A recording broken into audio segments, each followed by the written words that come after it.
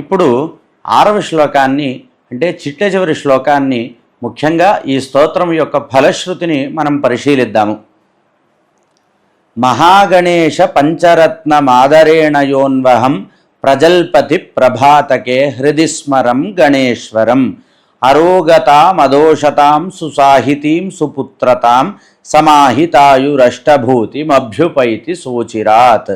తాత్పర్యం చూస్తే ఎవరైతే ఈ పంచరత్న స్తోత్రమును ఉదయం పూట గణపతిని స్మరిస్తూ ఆదరంతో పఠిస్తూ ఉంటారో అతడు రోగమును దోషములను లేనటువంటి స్థితికి చేరుకుంటారు. అంతేకాకుండా చక్కటి సాహిత్య జ్ఞానమును చక్కటి సంతానమును పూర్తికాల ఆయుష్ను అష్టైశ్వర్యములను పొందుతారు అని ఆచార్య శంకరులు మనకు తెలుపుతున్నారు. ఇక ఈ ఫలశ్రుతి యొక్క వివరణలోకి వెళితే గనక మహాగణేశ పంచరత్న మాదరేణ యోన్వహం ప్రజల్పతి ప్రభాతకే హృది స్మరం గణేశ్వరం. ఈ వాక్యాన్ని మనం చూద్దాం. నిజంగా కూడా ఇవి పంచరత్నాలే. ఎవరైతే ఈ పంచరత్న స్తోత్రాన్ని పఠిస్తారో అని చెప్పడం ద్వారా ఇవి నిజంగా పంచరత్నాలే అని చెప్తూ ఉన్నారు. ఖచ్చితంగా రూఢంగా చెప్తూ ఉన్నారు. ఇందులో గణపతి యొక్క స్వరూపమును మహత్వమును భక్తానుగ్రహ పరాయణత్వమును అలాగే ఆయనను వేదములు చేసినటువంటి వర్ణనను అలాగే వేదాంత ప్రతిపాద్యమైనటువంటి ప్రణవ పరబ్రహ్మ స్వరూప వివరణ అనేటువంటి 5 రత్నములు ఈ 5 శ్లోకాల్లో కూడా మనకు కనబడుతూ ఉన్నాయి. అంటే జీవుడు పొందవలసినటువంటి ధర్మార్థ కామ మోక్షములన్నీ వాటి వివరణ అంతా ఇందులోనే చెప్పబడింది. అట్టి మహత్తరమైనటువంటి శ్లోకములను భక్తితో అత్యంత గౌరవంతో ఆదరేణ అని చెప్పారు. అత్యంత గౌరవంతో ఎవరైతే స్మరిస్తారో ఎప్పుడు ప్రజల్పతి ప్రభాతకే ఎవరైతే ఉదయం పఠిస్తూ ఉంటారో వారికి అనంతమైనటువంటి ఫలితాలు కలుగుతాయి. అందులో కొన్ని ఇక్కడ చెప్తున్నారు. అవేమిటో అరోగతాం అదోషతాం అంటే రోగములు లేనటువంటి స్థితి కలుగుతుంది అంట. శారీరకమైనటువంటి దోషములు ఒక్కటే కాదు భవరోగాలను కూడా తొలగిస్తూ ఉంటుంది. అంటే రోగములు లేనటువంటి స్థితి ఒక గొప్ప వరం అండి నిజంగా.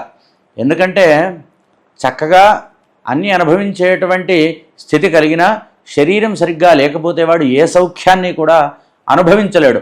వాడు ధర్మంగా సంపాదించే ఉండవచ్చు కాక కానీ పూర్వసంచితమైనటువంటి పూర్వకర్మ ఫలాన్ని తప్పించలేకుండా రోగబాధలు కలిగినప్పుడు వాడు చాలా ఇబ్బంది పడుతూ చాలా కష్టపడుతూ ఉంటాడు. ఉన్నటువంటి ఐశ్వర్యాన్ని కూడా దేన్ని అనుభవించలేనటువంటి స్థితిలో ఉంటాడు. నిరాశ నిస్పృహలకు కూడా లోనవుతూ ఉంటాడు. అటువంటి స్థితిని గణపతి దూరం చేస్తారంట. అరోగతాం అని చెప్తున్నారు. అంతేకాకుండా అదోషతాం అని చెప్తున్నారంటే దోషములు లేనటువంటి స్థితి అంటే మంచి నడవడిక అలవడుతుంది. అప్పుడే వాడు సమాజానికి కూడా హితుడవుతాడు. సాధన చేస్తూ ఆధ్యాత్మిక మార్గంలో ఉన్నత స్థితికి పొందినటువంటి వాడికి సమాజంతో వాడికి పని లేదు. ఎందుకంటే వాడు సమాజానికి అంటకుండా ఉంటాడు కాబట్టి. కానీ మనం సాంసారికమైనటువంటి జీవనంలో ఉన్నప్పుడు ధార్మిక జీవనం అనేది అవసరము. మంచి నడవడిక కూడా అవసరమే. ఎందుకంటే మంచి నడవడిక లేనటువంటి సామాన్యమైనటువంటి జనుడి యొక్క స్థితి దేశానికి ప్రమాదహేతువవుతుంది. మళ్ళా వాడి వల్ల దేశానికి కూడా ఎంతో నష్టం కలుగుతుంది, సమాజానికి ఎంతో నష్టం కలుగుతుంది. కాబట్టి మంచి నడవడిక అనేది ప్రతివాడికి ఉండవలసిందే. గణపతిని స్మరిస్తే కనుక తమకు మంచి నడవడిక అలవడుతుంది. అంతేకాకుండా మంచి పౌరులుగా కూడా తీర్చిదిద్దబడతారు. అంతేకాకుండా మంచి పౌరుడంటే ఏమిటి అన్నారు. మంచి పౌరుడంటే తన యొక్క ధర్మాన్ని వాడు నిర్వర్తిస్తూ చక్కటి ధనార్జనను కూడా చేస్తూ ఆ ధనార్జనను ధర్మకార్యాలకు నియోగిస్తూ తగినటువంటి పన్నులను ప్రభుత్వానికి కడుతూ ఉండడం మంచి పౌరుడి యొక్క లక్షణం. వాడు మంచి పౌరుడిగా ఉన్నాడంటే వాడికి ధనానికి ధాన్యానికి కూడా లోటు లేదనే అర్థము. ఆ విధంగా మంచి నడవడికను కూడా ఆ గణపతి మనకు ప్రసాదిస్తాడు. దోషము లేనటువంటి స్థితిని కూడా మనకు ప్రసాదిస్తాడు అని తెలుపుతున్నారు. అంతేకాకుండా సాధకులను చూసిన సాధనలో ఎన్నో దోషాలు కలుగుతాయి. ఆసన సిద్ధి ఉండదు, ఎంతోసేపు ఎక్కువగా కూర్చోలేడు. అంతేకాకుండా జపము లేదా నామస్మరణ చేస్తూ ఉన్నప్పుడు మనస్సు పరిపరి విధాలుగా పోతూ ఉంటుంది. ఆ యొక్క పోయేటువంటి దోషములన్నింటినీ కూడా పోగొడతాడు.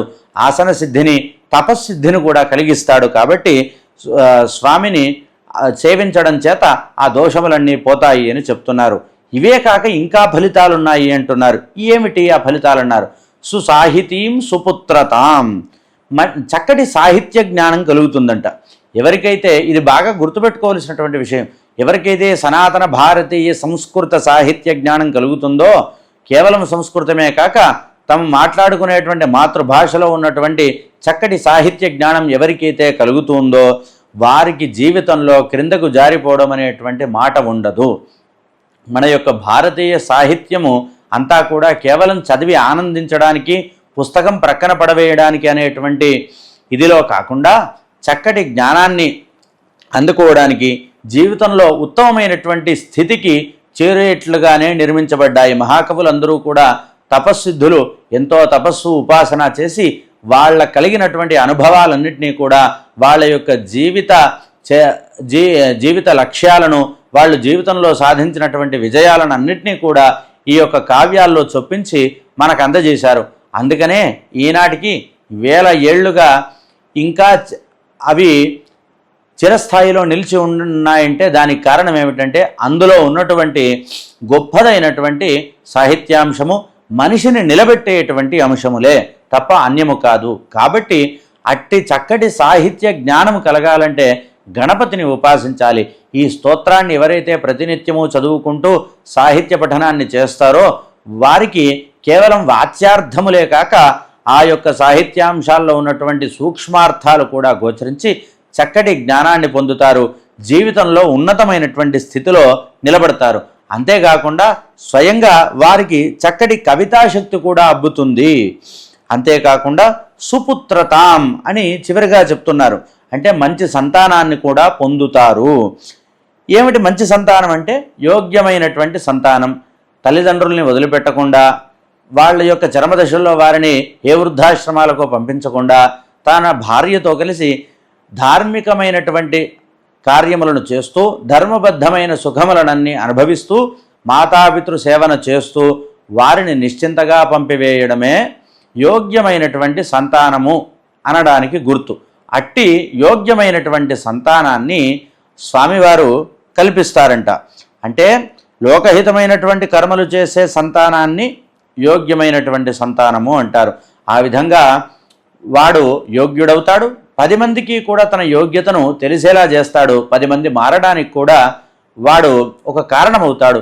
కాబట్టి గణపతిని ఎవరైతే స్మరిస్తారో వారు మాత్రమే మంచి నడవడిక పొందడం కాదు, వారి యొక్క సంతానం కూడా చక్కనైనటువంటి నడవడికను పొంది యోగ్యులుగా సమాజంలో గుర్తింపబడతారు. మరొక్క మారు తైత్రీయోపనిషత్తులో చెప్పినటువంటి వాక్యాన్ని గుర్తు తెచ్చుకోండి. మహాన్ భవతి ప్రజయా పశుభిర్బ్రహ్మవర్చసేన మహాన్ కీర్త్యా. ఎవరైతే పరబ్రహ్మమును ఉపాసిస్తారో, దేవతను ఉపాసిస్తారో, వారు ఆ దేవత యొక్క స్వస్వరూప జ్ఞానాన్ని తెలుసుకుంటారో వారు కేవలం మోక్షస్థితిని పొందడమే కాదు, ఈ శరీరం నిలబడి ఉన్నంత వరకు వాళ్ళు మహాత్ములుగా కీర్తింపబడతారు. చక్కటి ప్రజ అంటే చక్కటి సంతానాన్ని, ధనధాన్యాలను పొందుతారు అని వేదములే తెలియజేస్తూ ఉన్నాయి. కాబట్టి ఎవరైతే ఈ మహాగణపతిని స్తోత్రం చేస్తారో వారికి తగినటువంటి సంతానం కూడా కలుగుతుంది. వారు కూడా స్వస్వరూప జ్ఞానాన్ని పొందుతారు. అంతేకాకుండా సమాహితాయు రష్టభూతి అభ్యుపైతి శోచిరాత్ అనేటువంటి మాటలతో ముగిస్తూ ఉన్నారు. అభ్యుపైతి శోచిరాత్ అంటే ఇవన్నీ ఎప్పుడు పొందుతారు అన్నారు. చాలా తొందరగా పొందుతారంట. ఎంత తొందరగా అన్నారు? ఎంత త్వరగా అంటే మనము మన మనస్సును ఎప్పుడు నిలబెడతామో ఆనాటి నుంచే పొందుతారంట. ఇంకా 2 ఫలితాలని కూడా మనకు తెలియజేశారు. సమాహితాయు రష్టభూతి అని అంటే చక్కటి ఆయుర్దాయాన్ని ఇస్తారంట. చక్కటి అంటే రోగరహితమైనటువంటి ఆయుర్దాయమే. ఇందాక చెప్పుకున్నాం కదా, రోగంతో ఉన్నటువంటి వాడికి, రోగంతో విపరీతంగా బాధపడుతున్నటువంటి వాడికి ఇప్పట్లో వాడు పోయేటువంటి అవకాశం లేదు, 100 ఏళ్ళు ఉండవలసిందే అన్నప్పుడు వాడు విపరీతమైనటువంటి నరక యాతన ఆ రోగం చేత అనుభవిస్తూ ఉన్నప్పుడు వాడు నిజంగా బాధపడతాడు. ఇంకా ఎంతకాలం ఉండాలరా నాయన అని చెప్పి భగవంతుడిని వేడుకుంటాడు, నన్ను తీసుకువెళ్ళవయ్యా, ఈ యొక్క బాధల్ని నేను భరించలేకపోతున్నాను అని చెప్పి. కానీ అట్టి బాధ లేనటువంటి ఆయుష్ను గణపతి ఇస్తారంట. ఆ బాధ లేనటువంటి ఆయుష్ ఇచ్చినప్పుడు చక్కగా ఉన్నంతలో ధార్మికమైనటువంటి జీవనాన్ని గడిపి చివరిలో సంతోషంగా శరీరాన్ని వదిలివేస్తారు. ప్రతి జీవి కూడా భగవంతుణ్ణి కోరుకునేది అదే కదా. అనాయాసేన మరణం వినా దైన్యేన జీవితం. దైన్యము లేనటువంటి జీవితాన్ని ఇయ్యవయ్యా, అనాయాసంగా నీ దగ్గరికి చేరుకునేటువంటి అనాయాస మరణాన్ని నాకు ప్రసాదించు అని ప్రతి జీవి భగవంతుణ్ణి వేడుకుంటున్నాడు. అంటే సాధకుడైనటువంటి వాడు దైన్యం లేకుండా, అంటే ఇంకొకరి మీద ఆధారపడకుండా ఉండాలంటే వాడు శరీరానికి చక్కటి ఆరోగ్యము ఉండాలి, అనాయాస మరణం కలగాలన్నా కూడా చక్కటి ఆరోగ్యమే ఉండాలి. ఇవి రెండు గణపతి తనను స్తోత్రం చేసినంత మాత్రం చేతనే ఇస్తారంట. మానవ జీవితానికి సరిపడేటువంటివన్నీ కూడా గణపతి యొక్క స్మరణ చేతనే మనకు కలుగుతున్నాయి. అష్టభూతులు అంటే అష్టైశ్వర్యములు ఇస్తారంట. యోగ సాధకులకు అష్టసిద్ధులు కూడా స్వామి ప్రసాదిస్తారంట. ఏమిటవి అన్నారు. అష్టైశ్వర్యాలంటే దాసీజనము, ధనము, ధాన్యము, బంధువు, భృత్యుడు, వస్త్రము, వాహనము, సుతుడు, ఇవి అష్టైశ్వర్యాలు. ఇక అష్టసిద్ధులు చూస్తే అణిమాసిద్ధి, మహిమాసిద్ధి, గరిమాసిద్ధి, లఘిమాసిద్ధి, ప్రాప్తిసిద్ధి, ప్రాకామ్యసిద్ధి, ఈషత్వసిద్ధి, వశిత్వసిద్ధి, ఇవి అష్టసిద్ధులు. వీటిని చాలా జాగ్రత్తగా వాడుకోవాలి నిజానికి, లేకపోతే చాలా తొందరగా పతనానికి తీసుకువెళ్ళిపోతాయి. ఇవి ఇవ్వటము ఒక రకంగా స్వామివారు సాధకుడికి పెట్టేటువంటి పరీక్షలనే చెప్పాలి. ఎందుకంటే వీటి మాయలో పడిపోయామా, ధనం యొక్క మాయ, ధాన్యం యొక్క మాయ, వస్త్రాల యొక్క మాయ, వీటిల్లో పడిపోయామంటే ఇంకా ఎప్పటికీ వాటిల్లో కూరుకుని ఉండడమే, మరల జన్మలెత్తడమే తప్ప ఇంకా నిష్కృతి అనేది ఉండదు. యోగ సాధకులు కూడా అంతే. ఏ 10 ఏళ్ళో 15 ఏళ్ళలో చక్కటి తపస్సు ఆచరించి అష్టసిద్ధులు వచ్చిన తర్వాత ఆ సిద్ధులను ఉపయోగించడం మొదలు పెడతారు. త్వరలోనే ఆ సిద్ధులను వాడటం చేత అన్నేళ్లు చేసినటువంటి తపస్సు అంతా క్షీణించిపోతుంది, మరలా సున్నా అయిపోయి మళ్ళీ మొదటి నుంచి మొదలు పెట్టవలసినటువంటి పరిస్థితి కలుగుతుంది. ఇవన్నీ కూడా స్వామివారు పెట్టేటువంటి పరీక్షలుగా మనం భావించి స్వామివారు చూస్తారు, వీటి మాయలో పడిపోతాడా, తన పట్ల భక్తిగా ఉంటాడా అని చెప్పి. భక్తితో కనుక స్వామిని పట్టుకుంటే పైవన్నీ కూడా మనము అనుభవిస్తూనే తనను చేరేట్లుగా స్వామి మనల్ని అనుగ్రహిస్తాడు. అందులో ఏమీ సందేహం లేదు. ఆ అమ్మవారి యొక్క ఆరాధన చేసేటువంటి వాళ్లకు చెప్తారు, శ్రీసుందరీ సేవన తత్పరాణం భోగశ్చ మోక్షశ్చ కరస్థితైవ అని చెప్పి. ఎప్పుడైతే ఎవరికైతే ఎత్రాస్తి భోగో నచ తత్ర మోక్ష, ఎత్రాస్తి మోక్షో నచ తత్ర భోగ, అంటే మోక్షం కావాలనుకున్న వాడికి భోగం ఉండదంట, భోగం కావాలనుకున్నటువంటి వాడికి మోక్షం కలగదంట. కానీ అమ్మవారిని ఎవరైతే సేవిస్తూ ఉంటారో భోగము మోక్షము రెండు చేతుల్లో ఉంటాయంట. వాడికి కావలసినప్పుడు కావలసిన దాన్ని అనుభవించవచ్చు. ఆ విధంగా గణపతిని కూడా మనం ఉపాసిస్తే కనుక ఈ అష్టైశ్వర్యాలు అష్టసిద్ధులన్నీ కూడా మన చేతుల్లోనే ఉంటాయి. ఎప్పుడైతే అవి ఉన్నప్పటికీ కూడా మనం స్వామినే సేవిస్తూ ఉంటామో వాటన్నిటినీ కూడా అవి మనల్ని వాడుకుంటూ ఉంటాయి. అది మనకు తెలియకుండా మనం వాటిని వాడుతున్నాం అనుకుంటాం. కానీ స్వామి అనుగ్రహం ఉంటే నిజంగా వాటిని ఎంత కావాలో అంత వాడుకుని స్వామి యొక్క అనుగ్రహం చేత ఉత్తమమైనటువంటి స్థితులను పొందుతాము అనడంలో ఎటువంటి సందేహము లేదు. కావున మనమందరము కూడా స్వామి అనుగ్రహంతో స్వామి పట్ల భక్తి కలిగి, ఎందుకంటే స్వామి అనుగ్రహం లేనిదే స్వామి భక్తి కూడా కలగదు అంటారు. కాబట్టి స్వామి యొక్క అనుగ్రహం చేత స్వామివారి పట్ల భక్తి కలిగి స్వామిని సేవిద్దాం, ఉత్తమమైనటువంటి స్థితుల్ని పొందుదాం. మహా గొప్పదైనటువంటి యొక్క గణేశ పంచరత్న స్తోత్రాన్ని చెప్పడం నాకు, వినడం మీకు కూడా భగవంతుడి యొక్క పరిపూర్ణమైనటువంటి కృపాకటాక్షములు మన మీద ఉన్నాయనడంలో ఎటువంటి సందేహము లేదు.